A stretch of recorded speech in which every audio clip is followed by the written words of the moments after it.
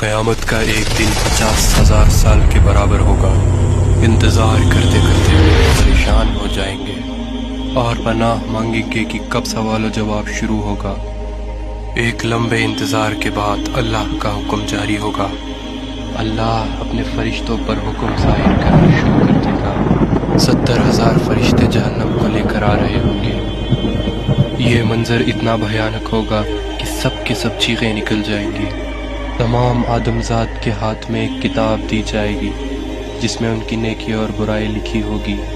اس کے بعد سوال و جواب کا سلسلہ شروع ہو جائے گا۔ انسان اگر جھوٹ بولنے کی کوشش کرے تو اس کی زبان بند کر دی جائے گی۔ انسان کے ہاتھ، پیر، آنکھ سب گواہی دیں گے۔ ہر وہ چیز جو انہوں نے پوری زندگی کی ہے سب سے پردہ ہٹ جائے گا۔ وہ دن یوں بھیانک ہوگا کہ کوئی بھی بچ نہیں پائے گا۔ انسان من ہی من یہ دعا کرے گا کہ وہ پھر سے دنیا میں چلا جائے تاکہ اس کی نیکی بڑھ جائے اور گناہ گھٹ جائے۔ جب انسان اپنے والدین یا اپنے بھائی بہن سے نیکی مانگنا چاہے تو وہ اس سے انجان ہو جائیں گے۔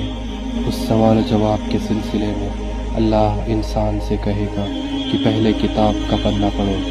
اللہ اگر اس سے راضی ہو گیا تو اس کتاب میں سے سارے گناہ معاف ہو جائیں گے۔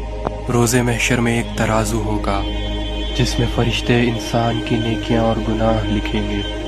کچھ انسانوں کا گناہ یوں ہوگا کہ ایک پہاڑ کے برابر، کچھ انسانوں کی نیکیاں یوں ہوں گی کہ صرف ایک کنکر کے برابر۔